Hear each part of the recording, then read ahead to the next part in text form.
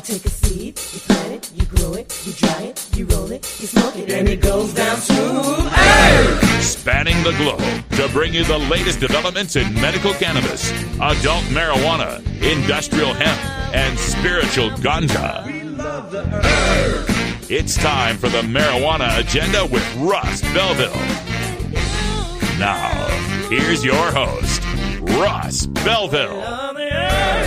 Good day, tokers and tokettes and non-toking lovers of liberty. It is Tuesday, July 18th, 2017, and it's got to be 420 somewhere in the world.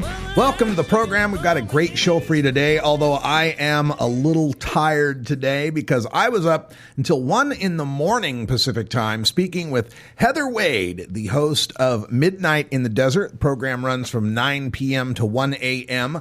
on the Dark Matter Digital Network, and it was a great show. We had 4 hours to talk about marijuana and the drug war. I've got some highlights from those discussions coming up on today's show in the Radical Rant segment, so stay tuned for that. Also coming up on the show, we have our Expanded Mind segment. We're going to be taking a look back at the Psychedelic Science Conference from April. Bob Jesse gave a great talk on the renaissance in psychedelic research. Also coming up on the show, a lighthearted look at President Trump's comments about bags of drugs being thrown over the border wall. We take a look at the physics behind that assertion. And then we've got a special Northeast Cannabis Chronicle for today. We had to play a repeat yesterday because I was waiting to get news out of Massachusetts, which we now have. And Jim Borghesani from the Yes on 4 campaign joins us to talk about this recent compromise bill that ignores the will of the voters. But first, let's get to the news.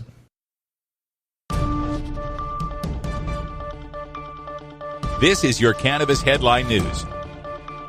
Brought to you by MarijuanaMoment.net, the complete source for all your marijuana news in one morning newsletter from Marijuana Majority Founder Tom Angel.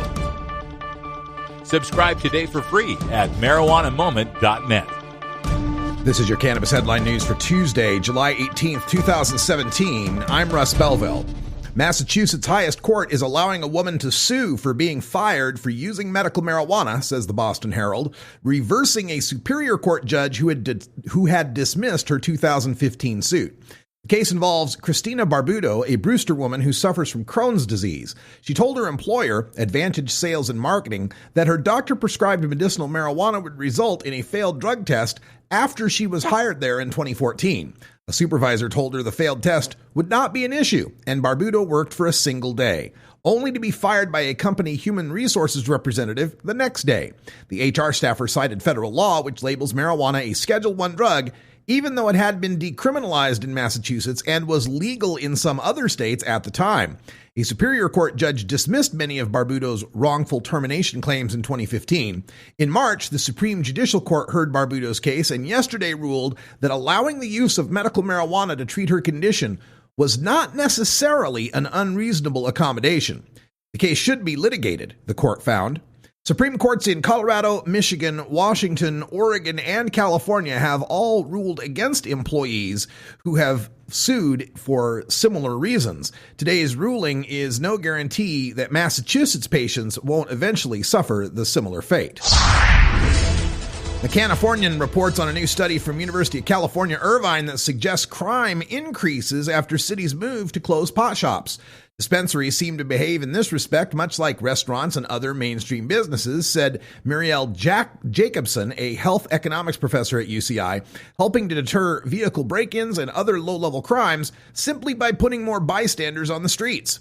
The professors found a 12 to 14% increase in property crimes within a third of a mile surrounding the shuttered pot shops. A fourth of a mile out, the study found a 14 to 16% increase in crime.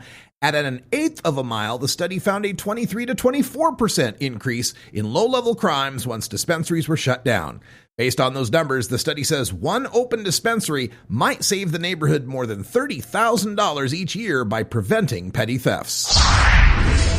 A Authorities tell Associated Press more than 400 pounds of marijuana has been found in 15 new cars made in Mexico and shipped to Ohio and Pennsylvania to sell. A drug task force in Ohio's Portage County was called to a Ford dealership this week after a service department employee found a package of pressed marijuana in a spare tire compartment during a vehicle inspection.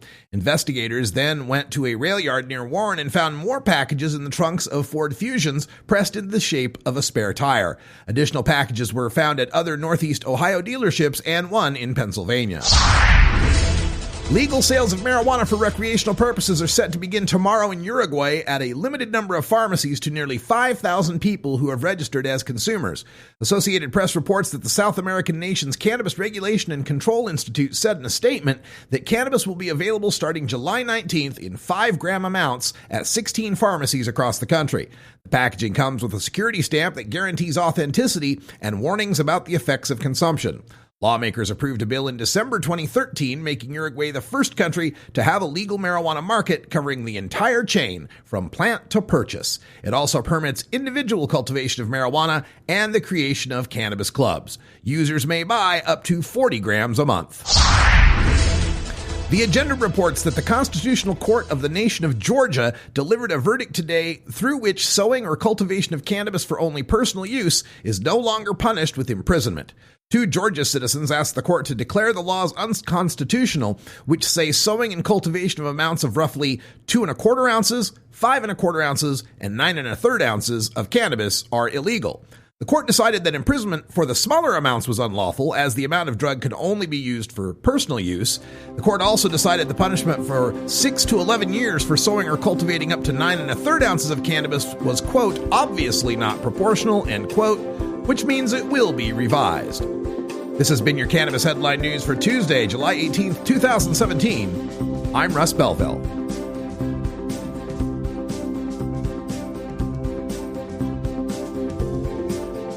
You're listening to the Marijuana Agenda with Russ Belville. Looking for the 420 friendliest way to visit beautiful legal Potland, Oregon? I'm Lori Duckworth, inviting you to come stay with us at Delta 9 House and Studios. You get your own private room with queen bed and access to our high-speed Wi-Fi, premium entertainment system, and more. We'll even cook you breakfast. Look us up on Facebook at Delta 9 House. That's facebook.com/Delta9House. Delta 9 House is booked through Airbnb.com, City of Portland permit number 17-159855. You're listening to the Marijuana Agenda with Russ Belville.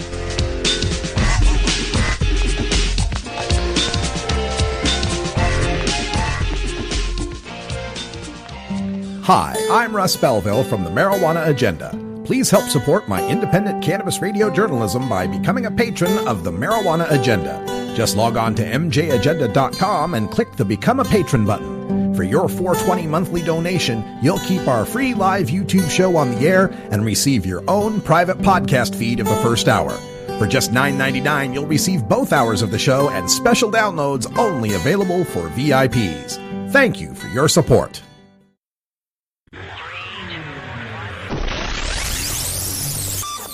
Welcome to Expanded Mind, our look at the world of psychedelic drugs.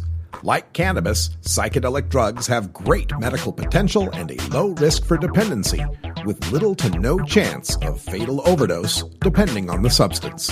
Today, we speak to the experts who are researching the latest science on psychedelic substances in this edition of Expanded Mind. So the progress in our field is truly spectacular, and it's really heartening. Walk through the halls, and I hear the word every so often, Renaissance. And it shows up in print and in the media. And taken literally, it is a renaissance. It's a rebirth. But there's another sense to the word renaissance that has to do with a full flourishing within a culture and not just within a subculture. So if we use that higher standard of the word renaissance, I want to say it's not here yet. So the question for today is, what stands in the way between now and a renaissance? Well, a true psychedelic renaissance might have some of these properties. When the culture at large more accurately understands the psychedelics, when skilled psychedelic-assisted therapy is widely available, and when it's widely available to people without regard to their ability to pay. And then there's the mystical type experience, non-duality, and many other names. This is the type of experience many people will say long after the fact that it was one of the most important experiences or the most important experience of their entire lives. There are also psychodynamic and archetypal experiences that may come before or after that kind of experience. So for me, one mark of a psychedelic renaissance would be a time when the culture does not regard that type of seeking as odd, and when it's available with suitable containment and widespread social support as a birthright. So our field is nothing if not complex and diverse, so much so that I don't know whether to call it a field or many fields. We talk about a wide variety of substances, and we don't even agree on what is and is not a psychedelic. How about cannabis? How about ketamine? The psychedelics are used in a wide range of doses, from micro to middle to heroic. They're used in a wide variety of contexts, and they're used for a wide variety of purposes. Taken all together, the claims that are made for psychedelics are so sweeping that we shouldn't be surprised if people not in our field say, "Oh, come on, you're kidding me. Is there a single problem that your substances won't address?" So we have a tall task ahead of us, and that's to do a lot of explaining and to convey a lot of nuance until what we understand is more widely understood and accepted within the dominant culture. I think we're not out of the woods yet. Let's look at a few use cases and ask what stands between now and a renaissance. First, laboratory research. We all recognize the promise of recent reemergence of above-ground clinical research and research with healthy normal volunteers. In that field, something that can go wrong is called a serious adverse event. That's an irrelevant slide. And a serious adverse event could really set the field back, depending on how adverse it is, how the media responds, how the regulators respond. The good news is the researchers are well aware of this and understand that the safeguards that have kept the field safe so far need to be maintained throughout the clinical research. Alongside research bubbling up in various places around the world is religious use. And I mean to include a lot under that broad category of religious use. Some entheogen use, and I'll use that word, entheogen, is easily recognized as religious practice. Why? Because it has an established order of worship, a congregation, a lineage, trained leadership, a calendar of religious observances, and so on. In other words, it looks like what we think religion usually looks like. But there are other uses that still, in my view, deserve the word religion. They ought to be acknowledged as religious, although they follow different models. One is shamanism, and another is spiritual exploration among friend circles. People gathering with serious intention and appropriate safeguards, although not formalized. And then there's the whole area of retreat centers. So what could track in religious use? Well, when there's a lack of skilled, experienced, and networked leadership, people can get hurt. There can be medical emergencies, there can be lasting psychological harms, and there can be more subtle issues that I'll talk about later. So much of what we call immature religion comes from unwholesome or confused motives, and from leaders overestimating their readiness to lead.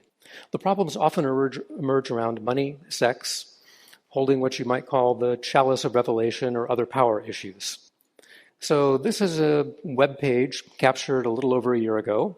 It describes the first ever legal ayahuasca retreat center in the United States. We see pictures of its leader, who writes on the right-hand side of the page, "Welcome, I'm Trinity. Who I really am is infinite, nameless, and beyond all labels and words." If you scroll down the lengthy web page, you get to more text. "We are here to build 30 ayahuasca USA retreat centers and churches in the 30 largest cities in America before 2030, our new golden age." If you go further down the web page, you'll discover that participation in these retreats is by donation. However, the text goes on to explain that in essence, if you're not ready to donate a lot, it probably means you're not doing enough spiritual work. And now's your golden opportunity. So the ayahuasca community responded to this informally and effectively. They wrote, "No, actually, you're not legal. Furthermore, what's your lineage? Where are your elders?" And it wasn't very long before the website was taken down. But one hears that these people are regrouping, and they may in time approach the DEA asking permission. Why did they say they were legal in the first place? The answer is they had a piece of paper, which they called a charter, from a splinter group of the Native American church called ONAC. Well, guess what? You can effectively become a charter of ONAC yourself. You can become a card-carrying member. Here I blacked out the name and the picture of the person who showed me her card. But if you go on the internet and pay money, you can become a member of this ONAC Native American church. And the back of the card informs you that being a member of ONAC qualifies this cardholder to carry and or possess Native American church sacraments, including but not limited to peyote, ayahuasca, cannabis, psilocybe mushrooms, and fungi, etc. There's no reason to think that's true. There is one sacrament in the Native American church. It's peyote. One Schedule I substance that's a sacrament. It's peyote. So somebody's making what kind of looks like a business out of selling fake stay-out-of-jail-free cards. What happens if substance-based religion becomes too hot for the culture at large to handle? Well, the culture at large has recourse. The DOJ can tighten up and say, no. The courts can say, no. Furthermore, the protection potentially available federally is not by constitutional law these days. It's by statute. Congress could amend the Religious Freedom Restoration Act to exclude from its purview the Controlled Substances Act, and that would be a real loss. There are some subtle ways that religious use can go off course. Houston Smith addressed this under the heading, The Esoteric-Exoteric Divide. About Houston, he offered to the world a keen multimillennial view of religion and the place of religion in human affairs. I knew him to be an exceptionally wise and kind soul. There was not a mean bone in his body, and he was not an authoritarian. Nonetheless, he wrote, to argue that there are things in religion that are best kept secret cuts against our democratic grain, yet tested religions do so argue. There are pearls which, cast before swine, will be damaged themselves by trampling, or will damage the swine should the swine eat them. In the Bhagavad Gita, Krishna forbids imparting higher knowledge to those who are not ready for it. Either, as I have said, the subject will be damaged, or the significance of the experience will be missed and the encounter trivialized. Thus, either the subject is damaged or the Dharma is damaged, usually both. The psychedelic movement pays lip service to these dangers by advising screening and preparing subjects. But on the whole, it honors the esoteric-exoteric distinction only perfunctorily. So that was 1967, well after the printing press and before the internet. Things are way different now. This warrants more conversation than we'll have time for this afternoon. So moving on. In psychology, there is a model of personality called the Big Five. The Big Five factors are traits thought to be relatively stable throughout a life, shifting just a little bit year over year. There's experimental evidence from Hopkins, however, that major psilocybin experiences can significantly increase one of those 5 traits. It's called openness. That's a great thing, right? Who wouldn't want to be more open? Well, it turns out that openness is described by 6 subscales, 2 of which are the tendency to be intellectually curious and open to new ideas, and the tendency towards a vivid imagination and fantasy life. So this raises the question, where's the line between openness and gullibility? Let's talk about the New Age movement. An interviewer once asked the ecumenical Houston Smith, what's the difference between your spiritual practices and the New Age practice of taking a bit from shamanism, a bit from Buddhism, a bit from the goddess, etc.? And Houston replied, what you describe as New Age, and what I call the cafeteria approach to spirituality, is not the way organisms are put together, nor great works of art. And a vital tradition is more like an organism or work of art than it is like a cafeteria tray. The New Age movement looks like a mixed bag. I see much in it that seems good. It's optimistic. It's enthusiastic. It has the capacity for belief.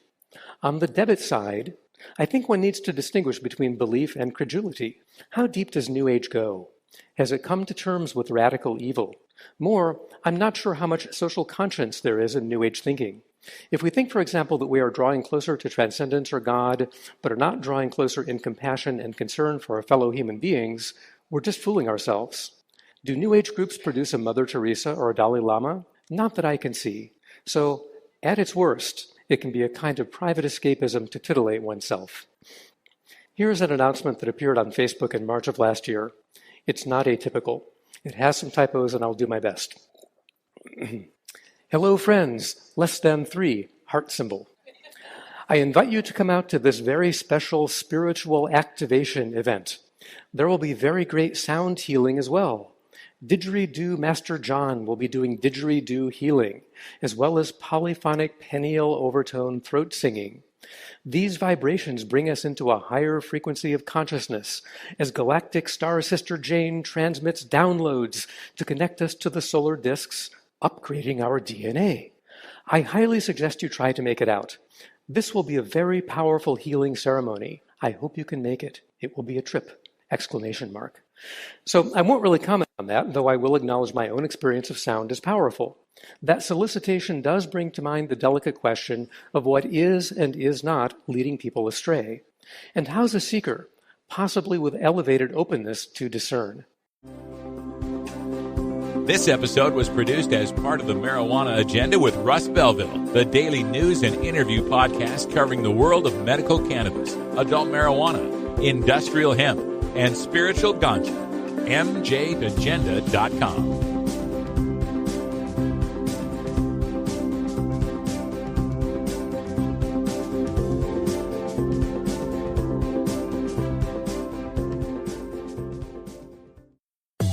If you work in the cannabis industry, consume marijuana, or just support freedom, you need to know about breaking policy news that affects you. Marijuana Moment is the daily newsletter that helps you stay on top of all the latest and most important state, federal, and international cannabis developments. Brought to you by longtime legalization activist Tom Angel, Marijuana Moment puts a concise yet comprehensive overview of cannabis news in your inbox early every weekday morning. Wake up to Marijuana Moment and rest assured you'll be ready for the cannabis news that's driving the day. Subscribe now at marijuanamoment.net.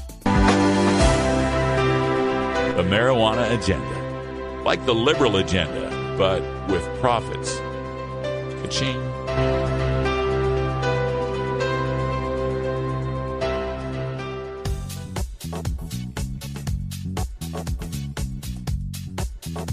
I'm Russ Belville from the Marijuana Agenda. Join me every 4 weeks for the UK Cannabis Chronicle from the UK Cannabis Social Clubs. Learn more at mjagenda.com/about.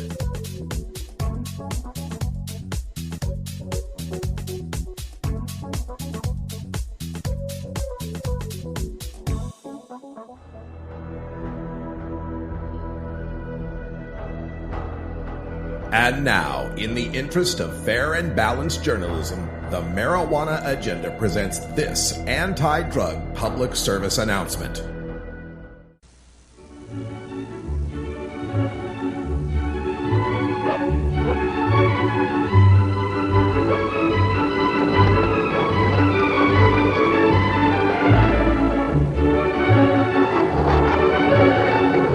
Statistics show that 40% of all kids who smoke marijuana live in the city.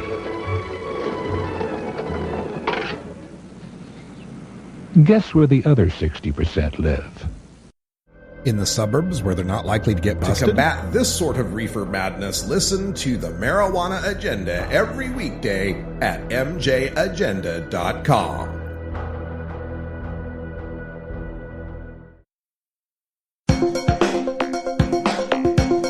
Promoting the end of adult cannabis prohibition is easy because we have facts, science, reason, compassion, evidence, truth, and logic on our side. It's even easier when researchers catalog it all for us. Learn how to gather the facts on marijuana use, arrests, seizures, rehabs, drug tests, and more on this edition of Drug War Data Mining. Today in the Data Mines, we take a look at the Washington Post, where Philip Bump has done some analysis for us on this quote from our president, Donald Trump. One of the things with the wall you need is transparency. You have to be able to see through it.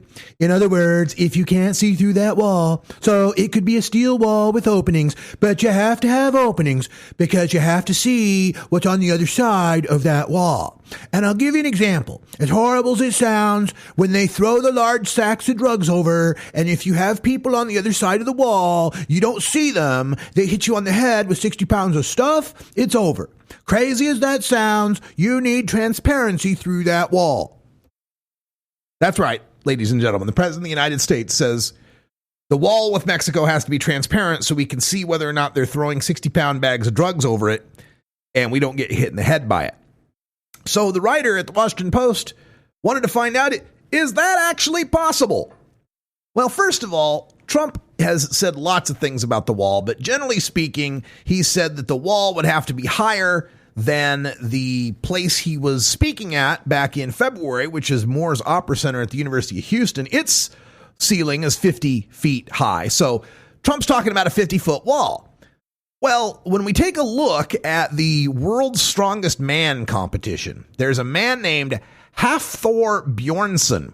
And if you watch Game of Thrones, you know this guy as the character The Mountain. Now, he's 6'9", and he's one of these huge strong men. And he takes a keg. They have a keg throwing contest. They try to throw it as high as they can. And he was able to clear about 28 feet. The Strongest Man competition, able to clear about 28 feet with a keg. And that's not a 60-pound keg by any stretch of the imagination, and he's only able to get this smaller weight up to 28 feet. With a 56-pound weight, again, Hafthor Bjornsson, the Mountain from Game of Thrones, with a 56-pound weight, he set the world record at 19 foot 7 inches. So that's as much as 20 foot would be as much as you could expect someone to throw a 60-pound bag of drugs. Now, of course, he's not talking about someone throwing it over. He's talking about a trebuchet or a catapult that could be put together to throw these bags over the border. And indeed, if you threw bags over the border that way, the speed at which those bags would be falling would be about 35 miles per hour. So the good news here is that we don't really have to worry too much about a 30-pound bag of drugs flying across the border from Mexico. And I guess if it did, the wall will be see-through so we can just dodge it. Some strange times we're living in, ladies and gentlemen.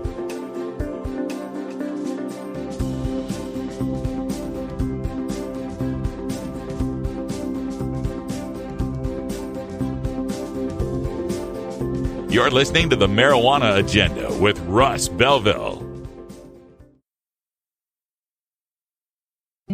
Hi, I'm Russ Belville from the Marijuana Agenda. If you're a cannabis brand looking to build trust and awareness within the community, consider becoming a sponsor of this program. Your message will be seen and heard by the most dedicated followers of marijuana policy reform, who are loyal and supportive of those brands that give back to the community. Just log on to mjagenda.com and click the Become a Patron button to learn how your brand can also be featured in my live nationwide appearances. Thank you for your support. You're listening to the Marijuana Agenda with Russ Belville. It's like I picked the wrong week to quit smoking. Learn more at mjagenda.com. Georgia. Hi, this is Willie Nelson. Alcohol prohibition didn't work in the 1920s, and marijuana prohibition isn't working today. It's time we stopped arresting responsible marijuana smokers. It's the fair thing to do. For more information, contact NORML, the National Organization for the Reform of Marijuana Laws. Call toll-free 888-67-NORML or visit their website at norml.org.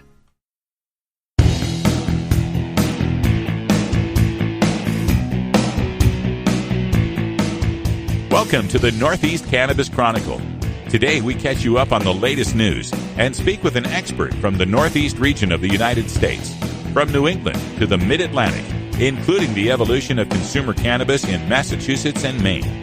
Now, let's return to the birthplace of our nation in this edition of the Northeast Cannabis Chronicle. Welcome to another edition of the Northeast Cannabis Chronicle. I'm Russ Belville. Joining us today, we have Jim Borghesani. He's been working with the campaign to regulate marijuana in Massachusetts, and we have a new development in that fight, and that comes from the compromise made by the House and the Senate in Massachusetts for new marijuana regulations. So, Jim, welcome to the show. Thanks for joining us. Hi, Russ. Thanks for having me on. So to get people caught up, the campaign in Massachusetts in 2016, the initiative that was passed with a certain set of provisions, among them being a 12% tax rate and the option of localities to opt out of marijuana licensing through a vote of the people. So that was what was passed, and I believe it was about a 54% margin. Tell us how that got messed up or monkeyed with in the legislature, and what this compromise has now done on those issues. Well, shortly after voters passed the initiative, the legislature started making indications that they were going to alter what the voters passed. We resisted that strongly. We pointed out that the bill was pretty much the same as most other states. It had worked in other states. It would work in Massachusetts. We didn't want to see the legislature dive in and make any changes at all. But under Massachusetts law, they have the ability to do that, and that's what they did. They held a number of hearings, public hearings. They formed a new committee, and they eventually came out with two bills. The committee did not work as a committee and come out with one bill. The House came out with its own bill, and the Senate came out with its own bill. The House bill was terrible, frankly. It would have been a disaster for legalization in Massachusetts. It would have stalled the industry for an indeterminate period of time because it was so restrictive on potential applicants. It took the approach of assuming criminality of anybody who wanted to enter, the legal marijuana business. We fought vociferously against that House bill. The Senate came out with its measure, and it was much closer to what the voters passed. It made some changes, but it kept the tax rate at 12%, which is where we set it, as you mentioned, and it kept power to ban marijuana facilities or limit them in the hands of voters of a locality. So, Jim, for our listeners from out of state, outside of Massachusetts, who may not know the politics, why would the Senate hew closer to what the people voted, but the House decide, the people had no idea what they're up to, we're going to completely repeal and replace this thing? What's the political difference in those two bodies? It's difficult for me to answer that. The House, we don't know who wrote the bill for the House. It was all done in secrecy.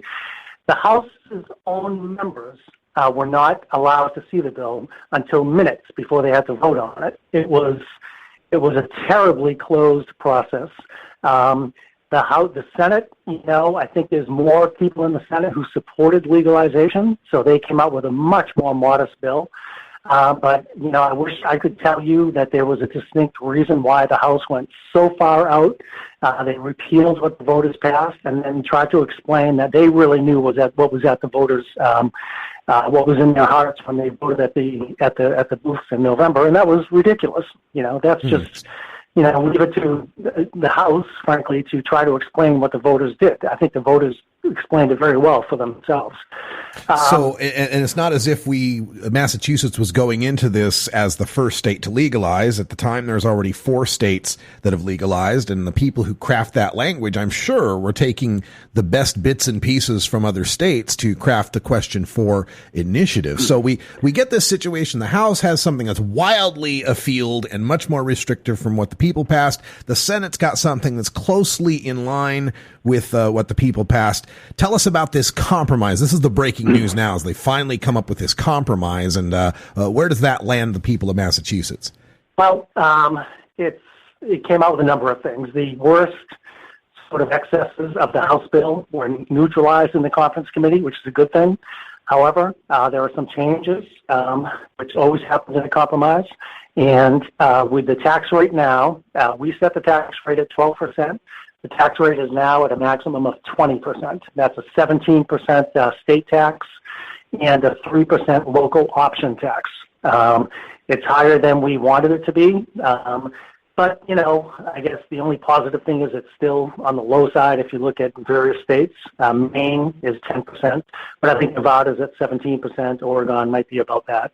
And that's something I wanted to bring up, Jim, is that I'm calling you from Portland, Oregon, and you mentioned 17% local, 3%, or 17% state, 3% local is exactly what Oregon's tax is. Well, did Oregon come up in the debates in the framing of this measure? Did they just happen to coincidentally come up with those numbers that exactly match our state? I don't remember during the public hearings. hearing any state revenue come up other than other state tax rate come up other than always comparing Massachusetts to being lower than other states. I'm sure the committee members knew all the various rates set by the states. So you could look at it as they were just, copying Oregon's rate, or you could look at it, that's the exact middle. The House asked for a 28% total tax. The Senate wanted 12.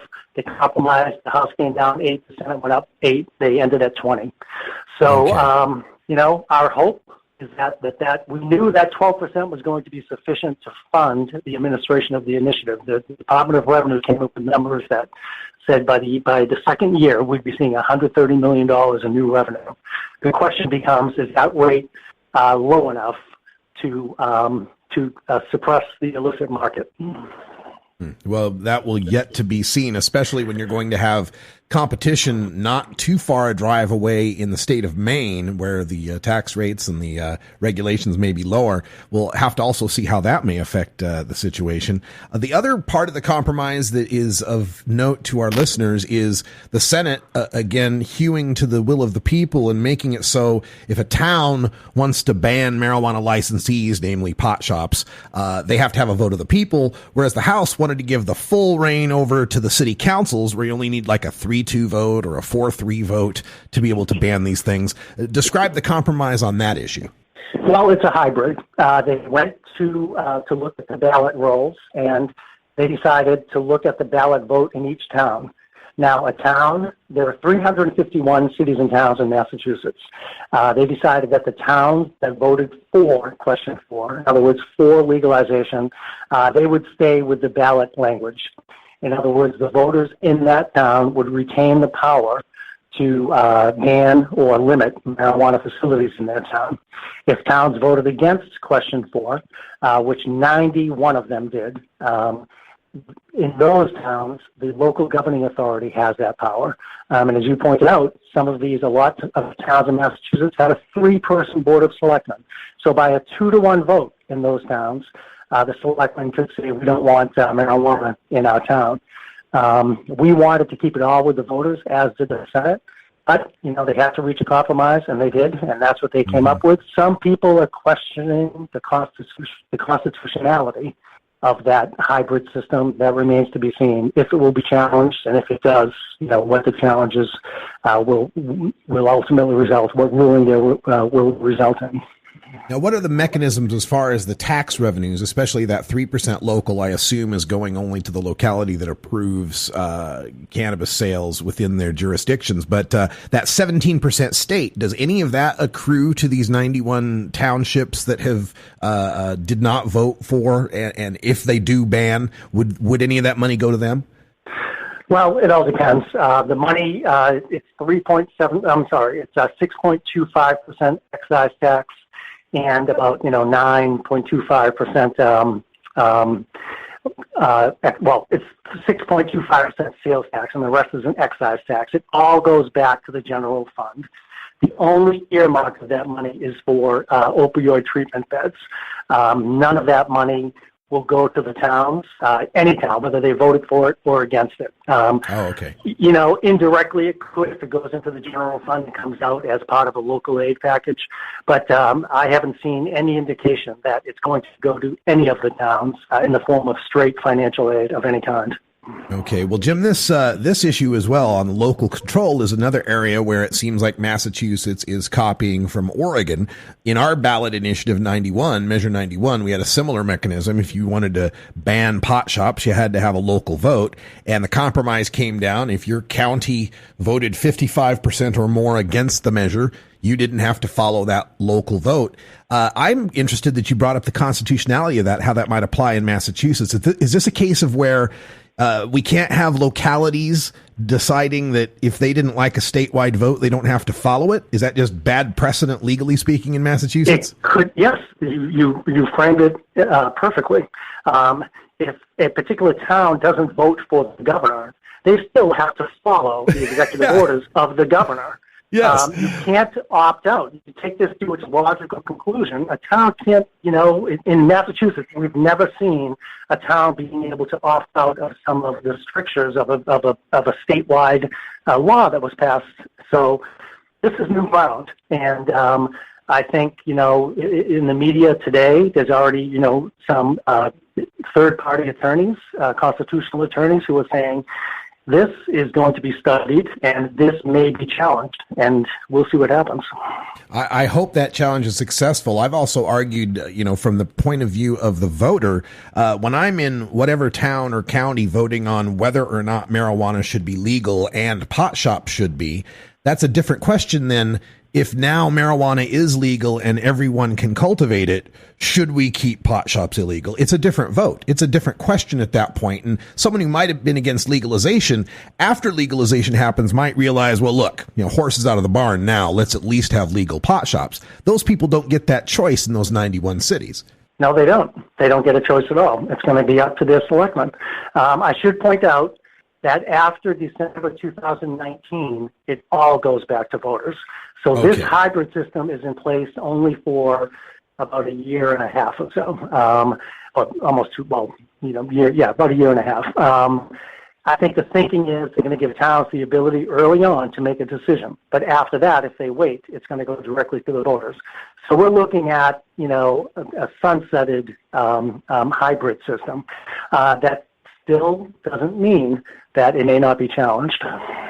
Mm-hmm.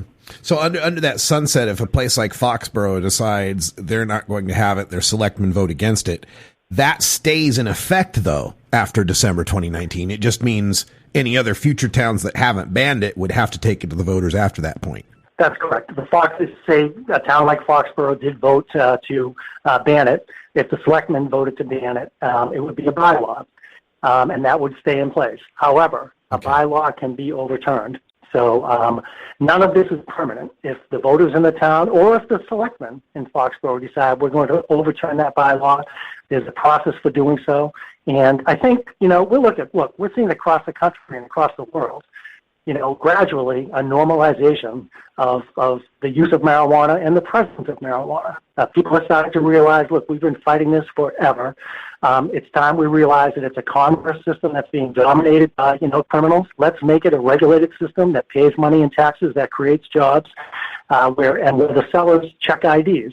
Massachusetts, even though we're a blue state, it's going to be a little while before we get over all of the hysteria that's been drilled into our heads for the past 50 years.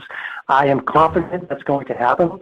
And I think at some point, I don't know if it'll be 5 years, 7 years, or 15 years, people are going to look back and say, what were we so afraid of? Indeed. So what are our final steps legislatively here? This conference committee has come up with this hybrid bill. Does it still have to be ratified both chambers and signed? Where are we at that way? Yes, it has to go to both chambers. They have to pass it. We suspect that will happen very quickly. They can't make any amendments. It's an up or down vote in both bodies. Then it goes to the governor. Now, the governor does have veto power, line item veto power. He can veto portions of this bill if he chooses. And then it goes back to the legislature, and they can either accept his vetoes or they can override his vetoes. He hasn't indicated, he hasn't seen the bill yet. Or, I'm sure his legal people are looking at it now. He hasn't indicated if he's going to sign or not. But he did indicate that he's happy that a bill is heading his way. So we'll have to see what happens there. Then the next fight is to get adequate funding for the Cannabis Control Commission so that we can get the regulatory body up and running. All right. Well, we'll keep our eye on Massachusetts and how the development of the legal cannabis industry and regulations take shape. Jim Borghesani is a communications director. He was working with the Yes on 4 campaign, joining us here from Massachusetts. We thank you so much for your expertise and good luck on all this progress in Massachusetts. Thank you very much, Russ. This episode was produced as part of the Marijuana Agenda with Russ Belville, the daily news and interview podcast covering the world of medical cannabis, adult marijuana, industrial hemp, and spiritual ganja. MJAgenda.com.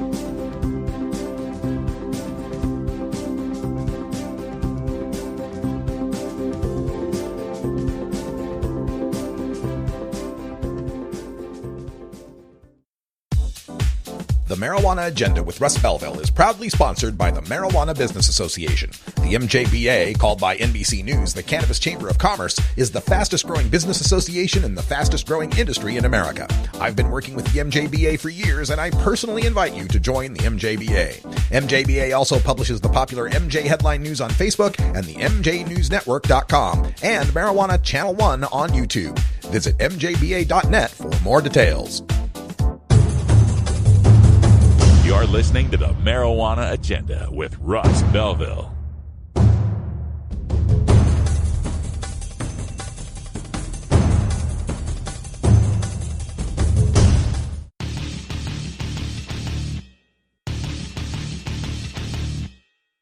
I'm Russ Belville from the Marijuana Agenda. Join me every 4 weeks for Shark Sessions from The Marijuana Show. Learn more at mjagenda.com/about.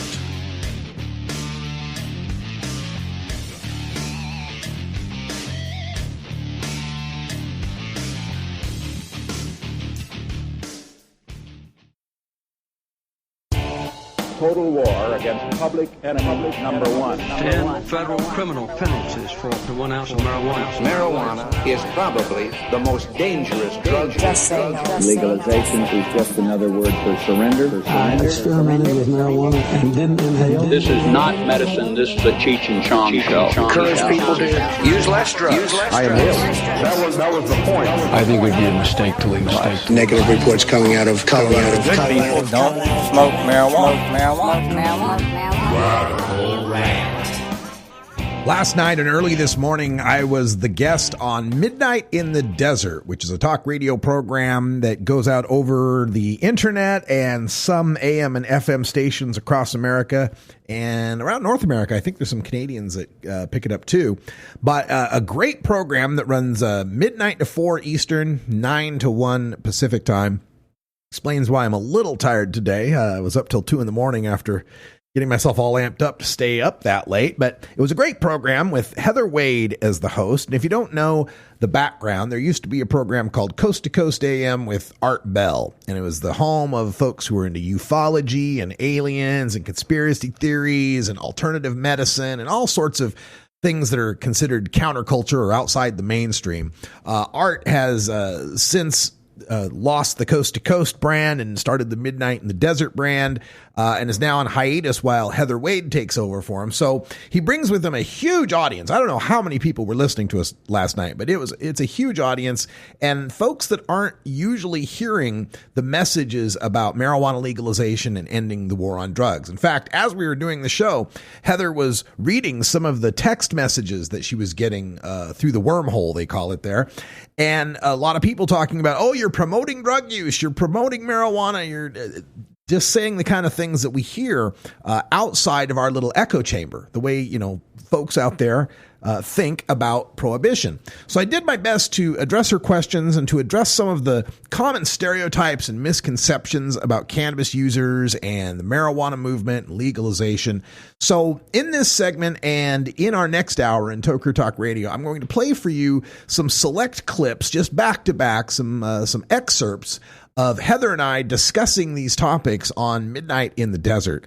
And it turned out really well. At the end of the program, she mentioned that she will have me back on the program from time to time to give updates whenever there's big news breaking in the world of marijuana or drug law reform or prison industrial complex. So it's likely that I'll be back on that show sometime again in the future. So here's our clips, beginning with a look at the pharmaceutical profit motive involved in the drug war. Do we really need to be out there just looking to spread this kind of fear among our people? Do we really need to be out there going after marijuana users that are, just trying to relax after a stressful day?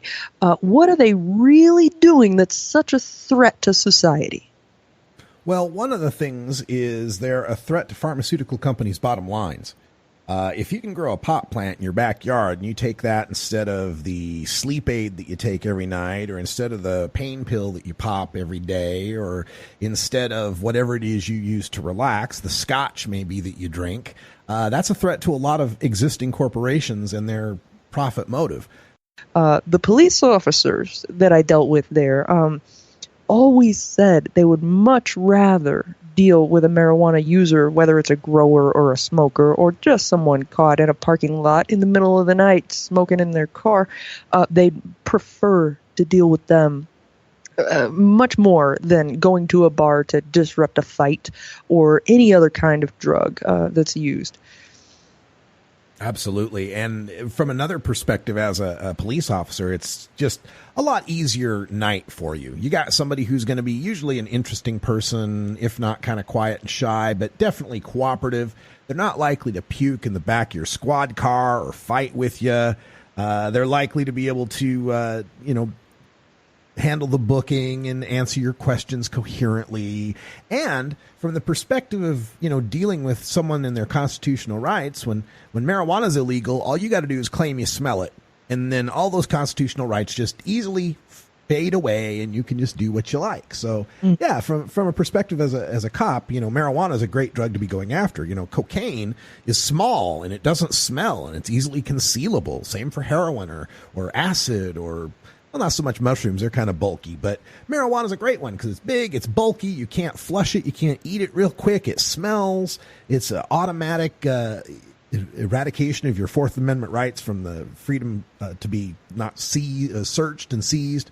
It's wonderful for cops. I can see why they'd want to keep it illegal. Oh yeah.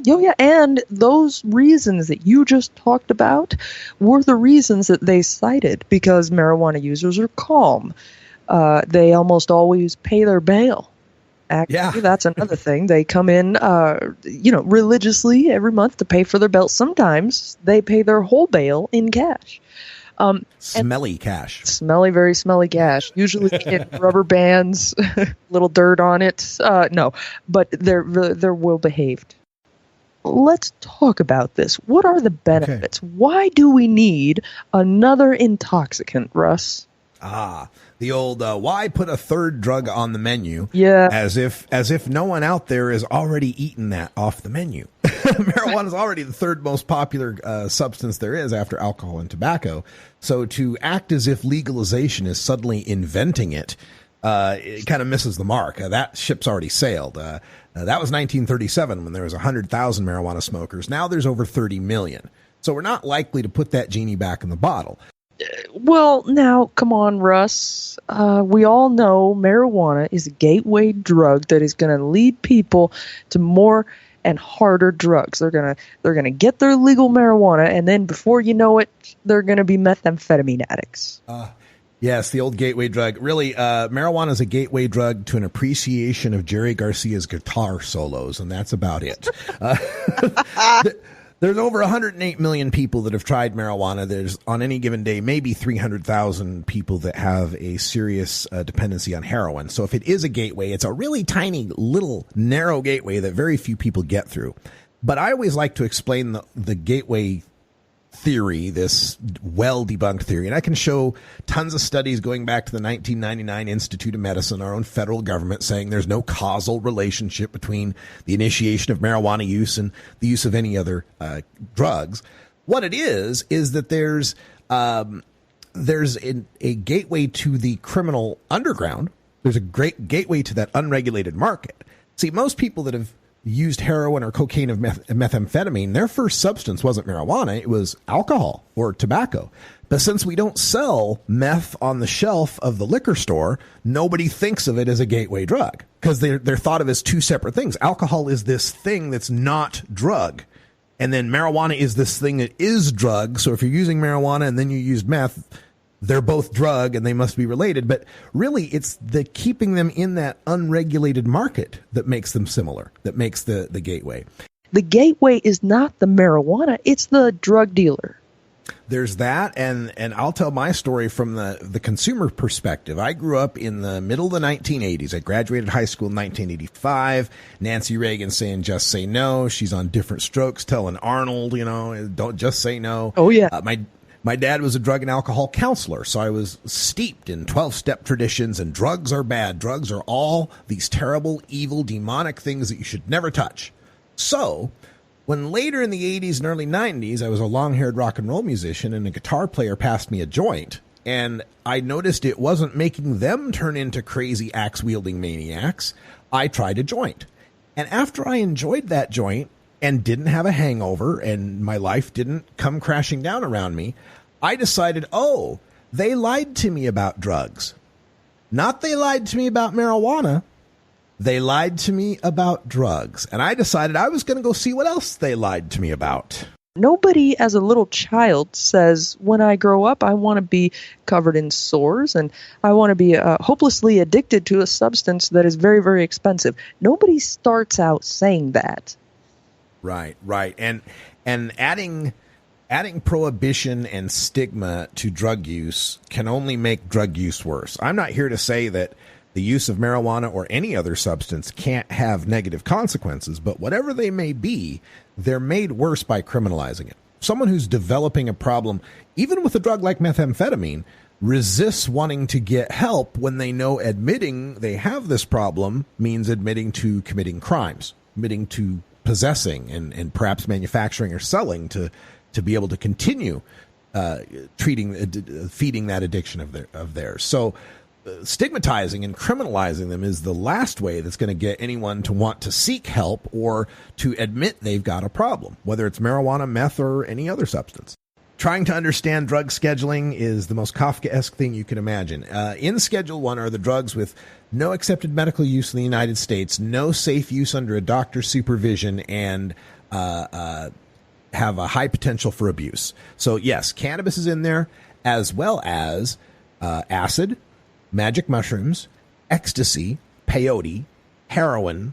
Those drugs are all considered to be illegal drugs under all circumstances. There's no possible legal use for them, no medical use for them whatsoever. But I believe methamphetamine is Schedule 2. That's right. Methamphetamine and cocaine reside in Schedule 2. Cocaine is used as a anesthetic in a lot of dental, well, I shouldn't say a lot, but in some dental and nasal surgeries, it works as an anesthetic. And methamphetamine is sold under a brand name called Desoxyn, often sold as a weight loss remedy, as a treatment for ADHD and other conditions. Yes, these are drugs. Meth and coke in these formulations can be prescribed by any doctor in the United States. No special law required. Mm-hmm. Yeah, that makes all kinds of sense. Mm-hmm.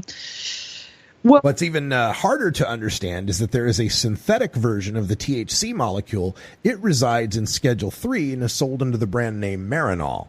So if THC comes from a plant and you smoke it, there's no possible medical use for that. But if you pay a pharmaceutical company for a synthetic preparation that's just like it, well, then it's suddenly medicine. Oh, okay. All right. Well, it's starting to become clear to me. It's all about the money. Like you mentioned, Schedule 1 drugs are a lot of barriers to research of those drugs. However, there's actually a greater barrier to the research of marijuana than there are other Schedule 1 drugs. And it's this. If I'm a researcher who wants to study effects of, say, LSD, there are a number of different manufacturers and sources from which I can go through the arduous process of getting DEA approval to study LSD. If I want to get marijuana for research purposes, I may only get it through the National Institutes on Drug Abuse, which is a organization dedicated to proving how bad marijuana is. And if they approve my research, it comes from one farm at the University of Mississippi. The U.S. government pot farm at Ole Miss is the only place we can get research-grade marijuana. I can get research-grade LSD, psilocybin, heroin from any number of places, but pot, one farm in Mississippi. Oh my God. It gets worse the farther you get down this rabbit hole, Russ. Is there 3 or 4 people who do get marijuana mailed to them every month by our own government? Yes, this is the other thing that's maddening is, when we run up against Schedule 1 and they say there's no accepted medical use in the United States, we point to 29 medical marijuana states and say, aren't those states? Isn't that accepting medical use? And no, under the federal guidelines, there's no accepted use in the United States because the United States says there's no use. It doesn't matter what Colorado says. It doesn't matter what Michigan says. It's what the United States says. And since the United States says there's no recognized use in the United States, then there is none, despite what. Oh, there we go. Wrapping up that segment on Midnight in the Desert. 3.5 hours I was on the air. So if I'm looking a little tired, it's because I'm a little tired.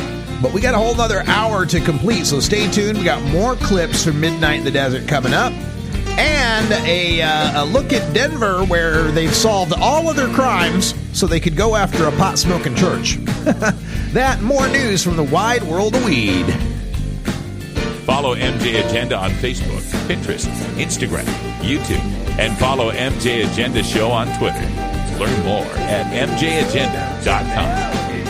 For everyone here at Delta 9 Studios, I'm Radical Russ. Thanks for joining us. Stay tuned for hour 2, and until next time, take care of each other, tokers. You roll it, you try it, you roll it, you smoke it. You take a seed, you plant it, you grow it, you try it, you roll it, you smoke it, and it goes down smooth.